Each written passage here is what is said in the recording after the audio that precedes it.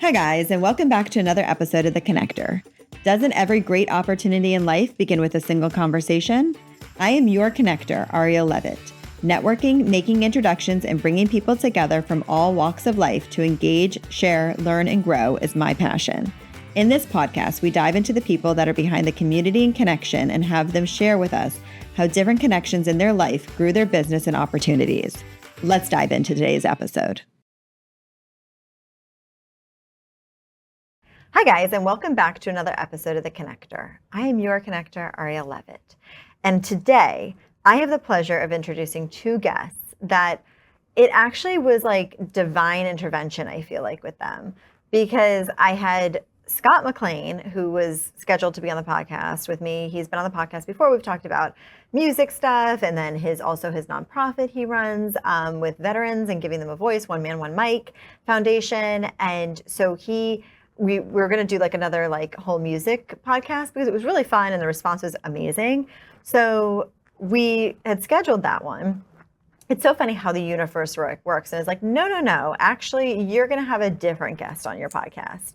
You're going to meet Chris Baker, who is with Visuals by Momo. And he actually produces podcasts for nonprofits and helps them tell their stories and get their name out there and really and covers like what's going on with this nonprofit in a good way. Like, get your story out, show people what you're doing and how you're helping the world. So the universe was like, scratch the other two guests that you were going to have with Scott and let's add Chris to this. And it all was just like ease, more or less, because the part that was not ease is me switching the times on them about 15 times. And at one point I was like, okay, that's it, you guys. Like, I'm going to drive you bonkers and thank you for working with me. So we are here. And I have Scott McLean, I have Chris Baker with me. Scott McLean, I'm going to just introduce you first so people can hear your voice, kind of get you like a little acclimated with the set, with the guests. Sounds good. Yeah, we have a Bostonian here. Bostonian. So you'll hear the strong Bostonian accent. You know that is going to be Scott. Yeah, Chris over here. Where are you from, Chris? Minnesota. Okay, so a little Minnesota accent. I don't know if it's that thick. I could definitely bring it that thick, but Don't you know? sure, yeah, don't you know? Yeah. There you go. But we are not. I'm not that at all. We're gonna keep this kind of no. Okay, you don't want to say you don't want to hear my accents. Like, my accents start kind of correct, and then they just, or maybe not at all, They go somewhere else. Yeah. You guys are doing your good accents. So it is so much fun because we all were getting together and getting mic'd up and sitting here, and Chris grabs my paper and was like, I just need to know a little bit about Scott before we get started, which I love. Like, it was so funny. It was hysterical. I'm like, I'm so glad you feel so comfortable with me to get going with this. And so grabs the paper, reads a little bit about Scott, and he's like, oh my gosh, I have so many questions. I was like, yes. I love when this happens because then we have just like the best time and best conversations. So connection is happening right now. That's it. This is connection. So Scott, tell us a little bit about your foundation. So then we can know a little bit more, and then Chris can, I know, jump in with a question because I know you have at least one or two. Or several hundred. It's fine. So how I got the One Man, One Mic Foundation started was I'm a veteran, PTSD, VA, psychologist, go to a nonprofit, equine therapy, and I fell in love with that. And I started becoming the outreach person. I was the veteran advocate for them. And I was with them for a while. And I was like, I'm a podcaster too. So I started a podcast to interview nonprofits that help veterans. So that's what I was doing. I got introduced to the whole veteran world. I was out of it for 20 years. And from there, I did a presentation for the VA for my podcast. And I just came up with this, I'm just one man with one mic, but I'm trying to get the word out. So fast forward, I decided last July on our trip to St. Augustine, my wife and I, that I'm going to start a nonprofit.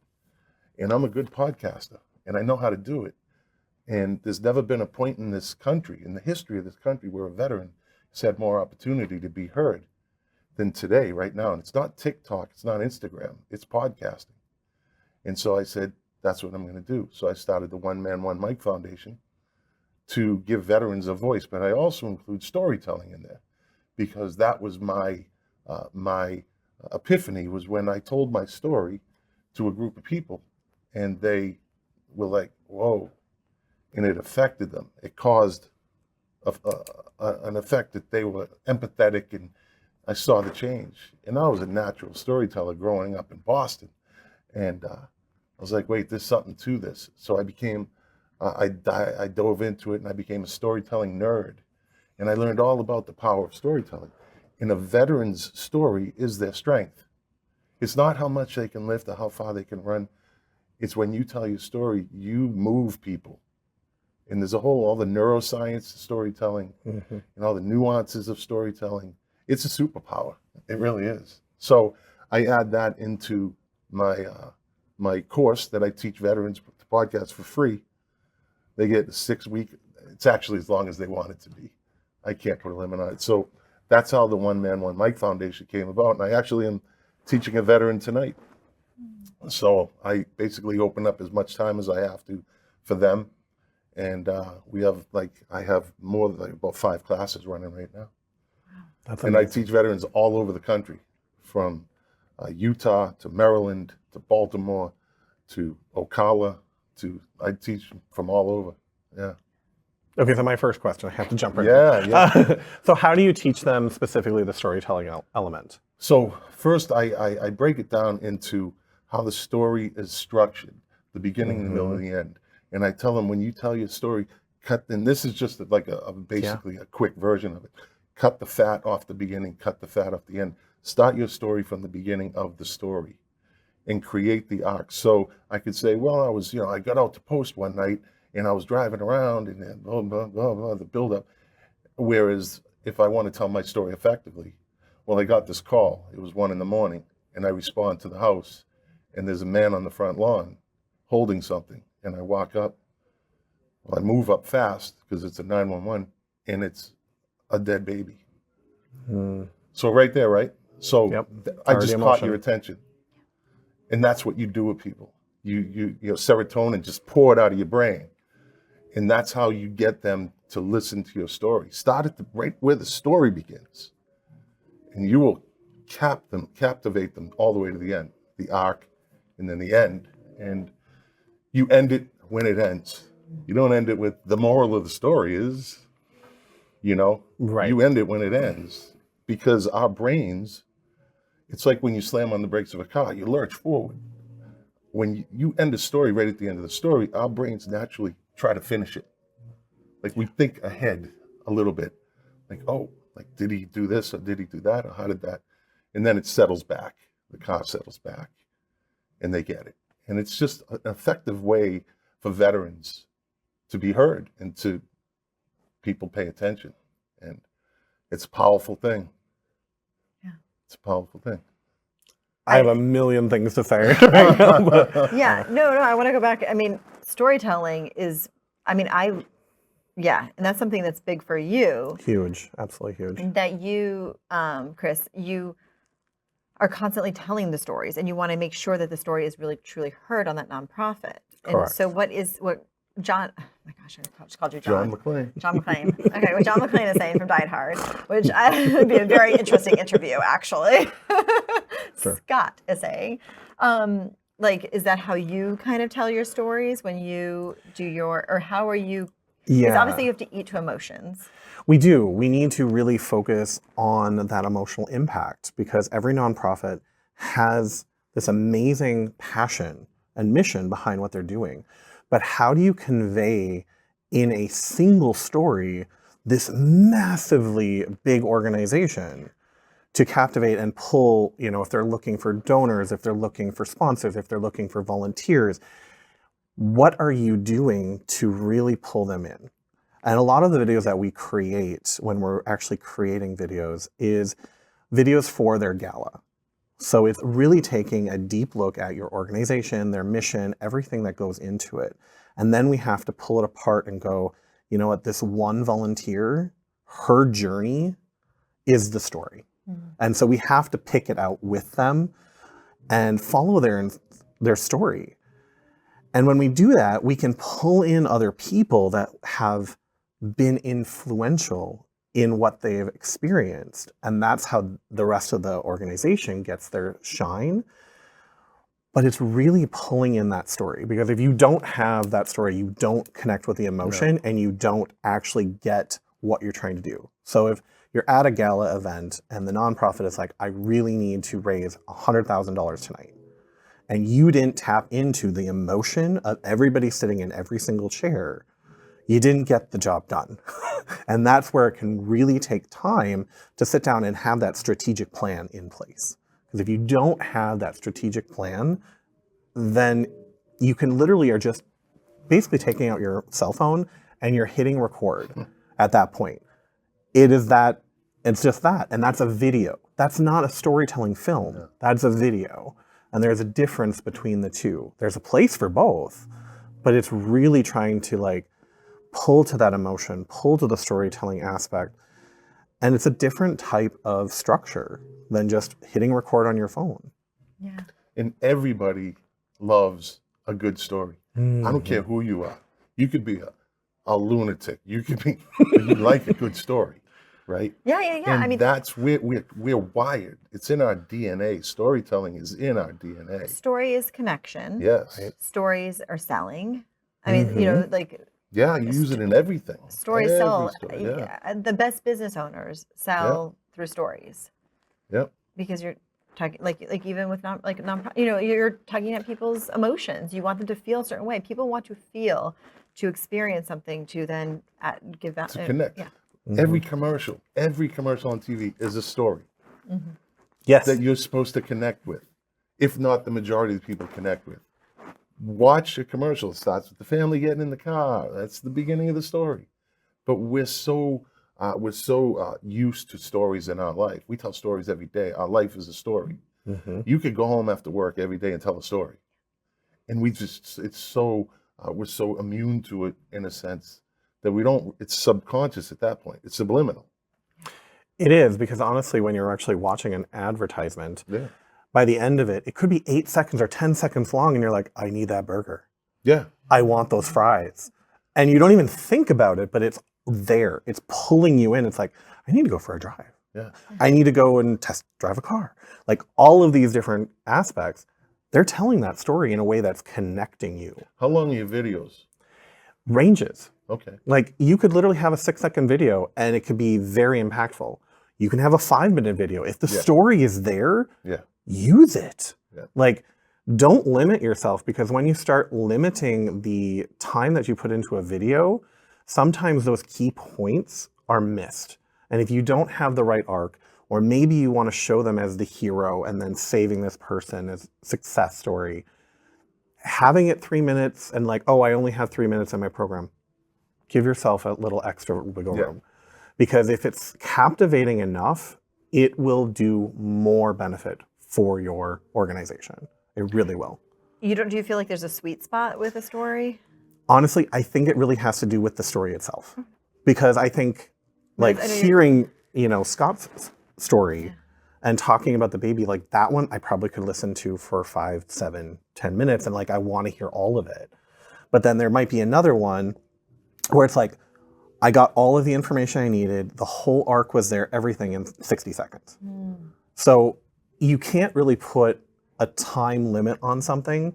I know that when we always talk to a nonprofit, it's usually 3 to 5 minutes is like what they ask for. And we always recommend, let's figure out the storyboard and what we're going to dive deep into, and then we'll talk about the time. That's the way I would prefer to do it. It's not always going to work that way, but that's the way that I'd prefer to approach it. Yeah, I could say, okay, I teach people how to podcast. I teach veterans with PTSD and traumatic brain injury how to podcast and how to storytelling. And this is what I do. And that's good. It's informative. It's you know, it shows, oh, he's putting time into this. He's helping veterans. It's why. So I do my other podcast where I interview the nonprofits that work with veterans. And it's very formulaic in the way that I did it. Over time, I've established this. I introduce you, then I say, okay, so tell me when you went in the military, what year you went in, how was your transition, and how did you get into the nonprofit world? Like, that's the story. So I was a drug addict, and I was this and this and this.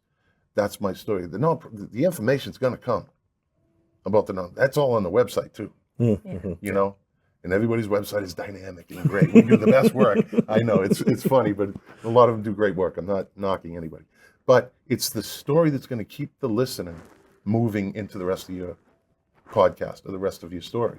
Now I just connected with you. Oh, this dude like had a life. Yeah. Damn. And now he's doing this. How did that? So it's the story. It's all about the story. Amazing. Yeah. All right, I know you had another question. I'm going to let you kind of, because I mean, the way... Thanks for coming on the show, Arielle. Thanks for coming on. So true, right? And what's the next question? What co-host? No, I'm just kidding. No, I'm fine, completely fine with that. I would love to. And so basically kind of like going off of what he's saying, I have my own podcast that I bring on nonprofits, and we talk about collaboration efforts and the community and how we can work together. And it's a similar start. Wait, are you reading my notes? No. I literally, my notes are right here. Oh, no. I mean, it's right here. He did scan them pretty fast. Yeah, I scanned the other page. I didn't even see this one. Oh my gosh, are you See one of those Evelyn Wood speed readers back in the day where you learn how to speed read? I did take that course back when I was like 12 years old. Like I tried it, but I just dated myself. It's all right. It's fine. With that. So we ask the same question, like, what is your journey bringing yourself into this organization? What's brought you here? And sometimes that story is the main focus of the entire podcast. The other one that we really try to pull out is the collaboration story. How did it happen? How did it become evolved into what that collaboration effort was? Whether it's, a firefighter that gave, all of this time and effort to help the nonprofit through volunteerism, or whatever the case may be, whatever that story is, those stories impact other people to think outside the box. And that's why we have our podcast. We want people to think outside the box so that when you're looking at your nonprofit and you want it to grow and you want the mission to succeed, you're pulling in these other people and other resources, and it's not always about the money. Sometimes it can be a product, it can be a service, it can be volunteer hours. There's so many other ways for nonprofits to work with other nonprofits or for-profits to work with nonprofits as well. And so we're trying to change that topic and like bring that into existence by actually having our podcast. So, and in the nonprofit world, I would say it's got to be collaboration over competition. 100%. There's an endless pool of money, but some people get focused in on it. Whereas if we collaborate, I'm working with somebody now, another nonprofit, a big nonprofit, to collaborate on an event next October. And it's like, I just approached them. I said, hey, why don't we do this? A lot of nonprofits don't do that because they're doing their job. They're in their life. They're moving their foundation. They get kind of tunnel visioned into it, where you got to step out. You have to step out and go to another place and say, hey, we're doing good things. There's no competition here. Why don't, instead of me doing my event and me getting all the money, hey, listen, it's all good. Tackling onto that. Yeah. So when we are actually talking specifically to a nonprofit and we're like looking at, you're a small nonprofit. Yeah. Now, one of the last questions that we ask in our podcast is, what is the legacy you want to leave for future generations? That question, I think, opens up their mind, because now it's like, okay, if you are only tunnel vision and you're only focused on yourself and you're not looking at the collaboration effort, you are missing a legacy opportunity, because now you can't grow and you can't expand to leave it for future generations. It is only when you are there that you are going to roll with it. And so now you have a limitation, because you only have so many hours in the day. You only have so much time that you can give. But when you open it up to collaborations and other nonprofits, now they're exposing you, you're exposing them, and you have double, if not quadruple, the opportunity to get found. And that's more resources. And it may not be the funding, but you have to look at all the other resources that are out there. So yeah, It's like I completely crossover agree. podcasting. Exactly. It's the same Like thing. I'm going to be on his podcast. He's going to be on my 100%. podcast. Already. Done. I love how we just It's like perfect. It's gonna within the happen. whole like 3 minutes that we've been doing this, like already podcasting with each other, doing this, doing that collaboration. All right, you've already taken off like 5 of my questions now. You guys have covered them. And I'm gonna have to rethink up some new questions when we come back from this commercial break.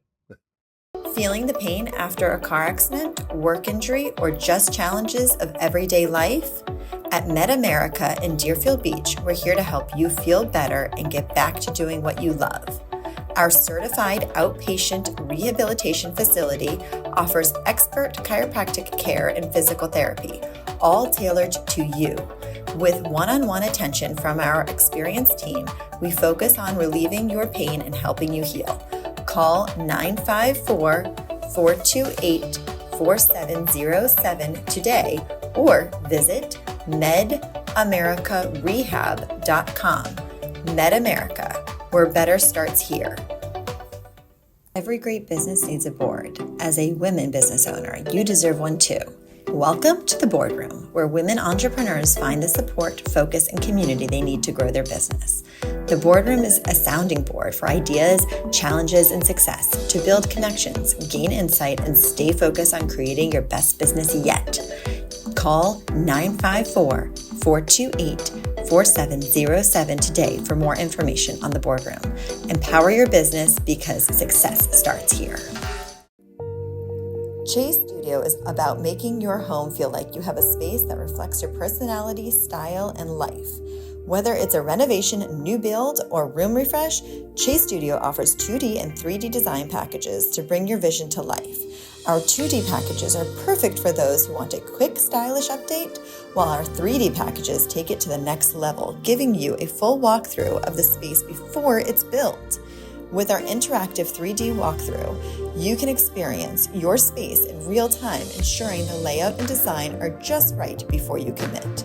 Plus, if you're tackling a renovation or a new build, Chase Studios' full-service design ensures your home is functional, beautiful, and truly you every step of the way. Let's make your dream space a reality. Visit Chase Studio at chasestudiodesign.com to learn more. You've been listening to the Connector Podcast, where we talk about how being open to the right conversations can open up so many opportunities to build your business. Call to the show at 888-994-4995, Studio A. And we are back. Thank you guys. Thank you to our sponsors. And thank you guys for listening every week. I appreciate your support, the feedback, the call-ins, the emails, all the stuff. Thank you so much. So please subscribe, write, review, do all the things. But we are coming back to my guests, Chris and Scott.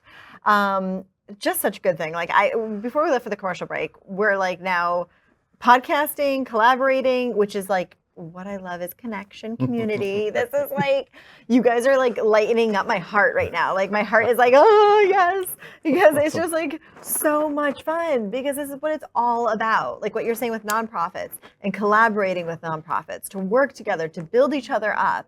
It's like working with your best friends and working on these like fun projects with them and building each other up. And it is so special in business to do that. And even, yes, it's a nonprofit, but it's a business. It's a business. You got to run it like a business. 100%. Yeah. If you don't run it like a business, you're again going to that limited focus of its passion only, and you have a cap. There's a limit, and you just stop. An emotional limit too. Exactly.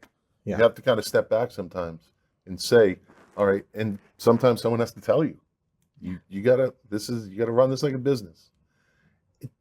It is in fact a business. I mean, you have to register it. You have to. With the state, you got to, the state, Florida wants you to do the LLC. So you have to have that mindset. This is what I'm doing. And the money is, that's the king, right? Capital is king in nonprofits. So if you want that, you got to have a business mind because the soft heart isn't really going to get you money. It'll get you a little bit. Right. But it's the thing that nonprofits never talk about. Like we never talk about like, oh, we need to make that money. It's, you want to look virtuous. You want to look, humble, and you want to look. But behind the scenes, you gotta work for that. You gotta make that happen. Okay, can we talk about? I'm going to conflict there. I think a lot of people do ask for the money, and I think that sometimes, unfortunately, puts off the other place. Ask is the hardest thing in the world. Right. But sometimes if it's asked the one way, the other person you're asking it from, they only see it as the one. And so unfortunately that kind of stops. It's like putting up this wall that it stops the entire conversation. You're like, whoa, hold on. All right, I'm going to walk away. Now, if you built the connection first and then looked at, hey, this is what we're doing. Do you know any way that we could work together and collaborate?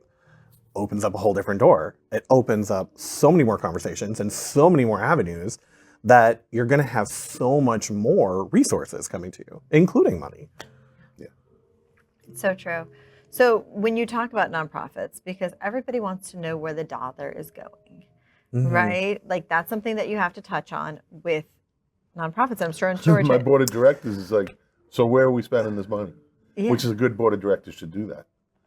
Like you can save your money, but someone's going to ask because that's what's going to happen. I said, what are you spending this? Like, what are you spending this money on? Well, you better have that answer. It's not on me. I'm not spending it on me, right? So that's kind of how you have to have that stuff lined up. Like, what are you doing? All right, we're buying microphones for veterans. We're buying headphones for veterans. I'm paying for the 6 months of their uploads. These donors want to know. They want to know where their money's going. I would want to know where my money is going. What's happening? What's the success, right? Oh, sorry. I keep cutting you off. No, you're fine. You're fine.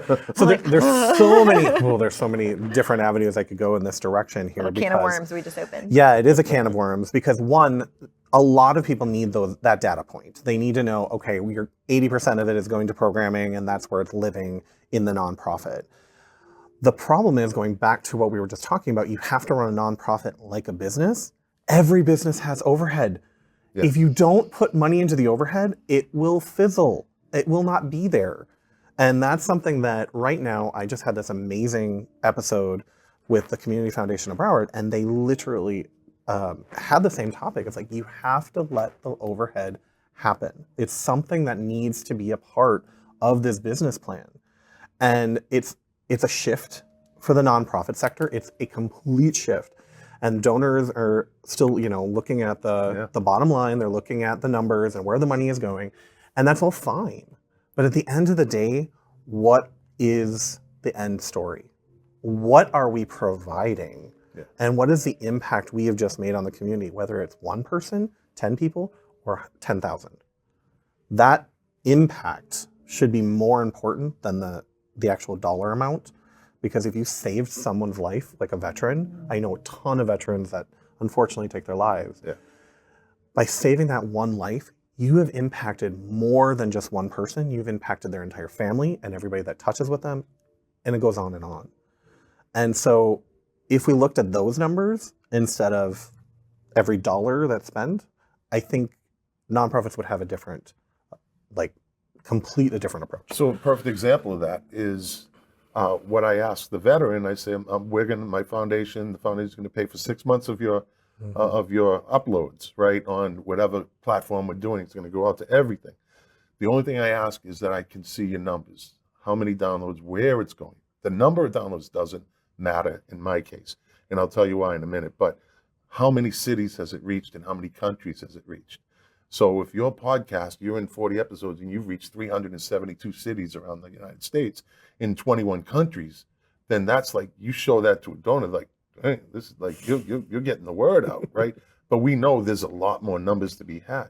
Now the downloads, I say this to them, and I have to emphasize it because we all know on this stage right here that numbers, people obsess on numbers. How many downloads did I get this week? But in the case of what I'm doing with these veterans, I say, listen, you get one person listen to you, that's one person that listened to you.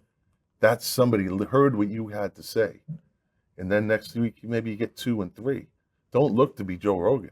No. Because you might have saved somebody's life with your podcast. Exactly. So don't get obsessed with, I only got 27 downloads this week. Well, that's 27 people that listen to you. Yeah. Yeah. That's like, come on, man. It's an impact. Like, don't let this whole podcasting thing overwhelm you. So it's people being heard, and the data counts when you have to present to bring it full circle to a donor, or you look, another nonprofit's talking to, so what are you guys doing? Right. Just in casual conversation. But That So stuff true. matters too. So true. That is, it's so easy to get caught up in the numbers. It is. And like, Well, it is just, everybody does it and then they don't realize, the impact that you can make on one person. And that one person then affects so many other lives. that's it. If you save one life, if your podcast, I don't care if it's about bike building, somebody listens to it and they're like, yeah, I like that. So that veteran just made a connection. Mm-hmm. Now you have purpose. And then when 2 or 3 people and you start getting people, subscribing, then it's purpose, belonging, and connection. Those are the big 3. Yeah. And podcasting does it all. You're doing it. I love that. Yeah. Wow, this is so good. And like now I'm like, okay, I want to listen to your episode when you're on his podcast and vice versa. I am like, I need to 100%. want to hear more. I just appreciate you both so much for being on this podcast. And I can't even tell you how like juicy this was and good information. And so before we go and wrap up, I want to like just, where can everybody find you? And then we're going to leave with some parting words. So you can go to my website, oneman1micfoundation.org. And if you want to reach out, you can reach me at oneman1micfoundation@gmail.com. Chris? And I'm at visuals with an S by momo.com. You can call us at 954-745-7922 or email me directly at chris@visualsbymomo.com. Oh my gosh, you guys are amazing. And I appreciate you, Arielle. I appreciate you too. Thank you Yes. so Oh my much. God. I can't believe it's over. Yeah. I know. It's like you blink and it's done. This could And- definitely be an hour. Yeah. Or 2. Well, we'll do that on ours. It doesn't. But Yeah, I I don't have want a people to take away a couple things. I'm going to share just like a couple short takeaways, and if you just want to add 1 or 2 things, like a sentence, but start the story where it begins is something that was just so key. And then it's how many lives can you be like touching instead of how many numbers can you touch. I mean, I don't know if that's the right way of saying it, but that's the way I'm going to say it.